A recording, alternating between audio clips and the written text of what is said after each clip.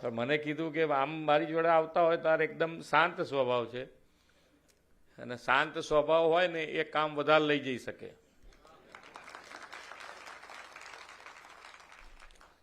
કશું બોલે ને આઈને ઉભા રહે એટલે આપણે ટેન્શન થવા માંડે કે હા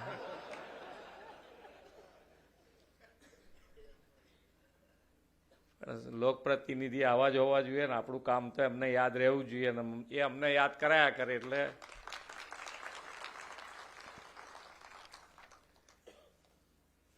હવે આ જિલ્લાને તો અમે હવે મંત્રીઓ પણ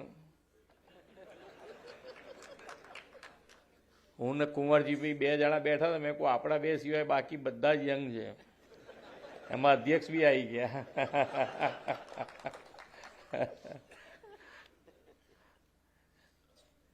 અને લવિંગજીને તો બધા યુવાન જોયા જ હશે.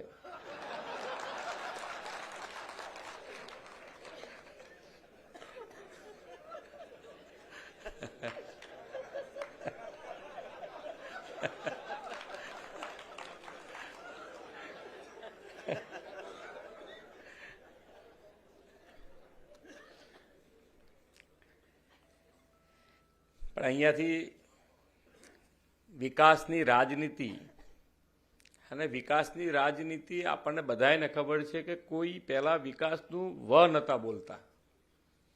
માન્ય વડાપ્રધાન શ્રીના આયા પછી આપણને એમ લાગે કે ખરેખર પ્રજાલક્ષી વિકાસના કામો લોકો સુધી, બાકી જાહેરાતોય થાય ને પૂરું એ ના થાય. જુઓ તો 25 વર્ષે એઝ ઇટ ઇઝ પડ્યું હોય અને 50 વર્ષે પડી રહેલી વસ્તુઓ છે. એમાં આપણે આ નર્મદા આવી જાય. અહીંયાથી હમણાં છેલ્લી બેન શાયરી કહેતા હતા ને, એ સૌથી વધારે એપ્રોપ્રિએટ આપણા વડાપ્રધાનશ્રી માટે છે. એક નેતૃત્વ આપણને મળ્યું ને આખું જ આપણને બધા અહીંયા બેઠેલા હોલમાં બધાને એવું હતું કે આપણા ઇન્ડિયામાં કંઈ સુધારો જ નહીં થાય. આપણે ક્યાંય નહીં, આપણે આની અંદર બધાના મોંએથી એક વખત નીકળ્યું હશે. પણ એક નેતૃત્વ આપણને મળ્યું અને આજે જુઓ દેશ અને દુનિયામાં ભારતનો ડંકો છે.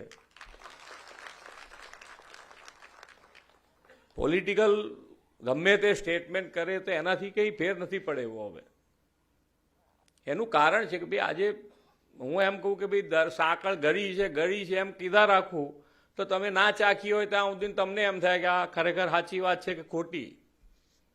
પણ માનનીય વડાપ્રધાનશ્રીએ ભાજપ રૂપી સાંકળ દરેકના મોંમાં ચખાડી છે. બધાને ખબર છે કે આ ગળી છે ને ગળી છે.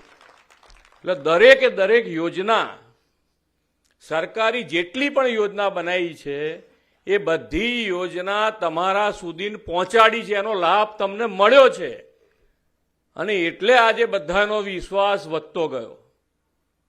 નહીતર બિહારમાં આવું પરિણામ આવે તો બિહારને ખબર પડી ગઈ કે આમાં બીજામાં કશામાં મજા નથી, જે મજા આની અહીંયા છે.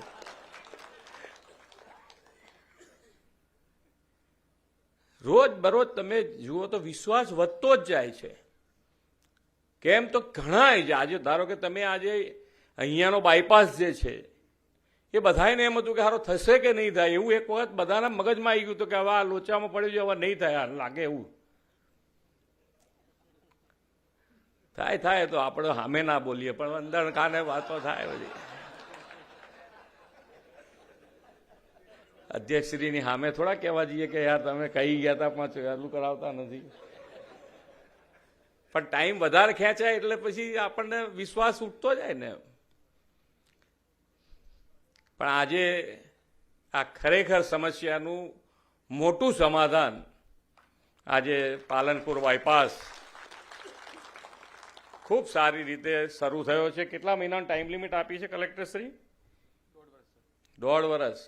એટલે અમારે પાછું લોકાર્પણ કરવા અમારે આવવાનું પાછું. એમ કેવી કાર્ય પદ્ધતિ તમે જુઓ. અત્યારે તો શબ્દ માન્ય વડાપ્રધાન શ્રી ગમે ત્યારે બોલતા હોય તો આખું દુનિયા સાંભળતી હોય કે એક શબ્દ ને એનું શબ્દનું વજન કેટલું. બધા સાંભળે આરામથી. અને જેને આંખ બતાવવાની હોય તો આંખ બતાવી છે, અને ના સાંભળવાનું તો ના સાંભળવાનું, ને ના ગાંઠવાનું તો ના જ ગાંઠવાનું. એ તાકાત ઊભી કરી છે.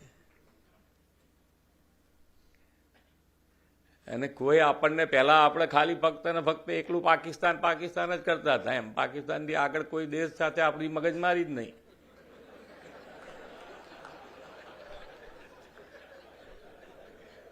એટલે હવે એમાં શું છે કે સામેવાળો કયો બળિયો હોય એનું નામ બળિયા તરીકે દેવાતું હોય ને એની સામે બાદ ભીડો તારા આપણી તાકાત ખબર પડે ને.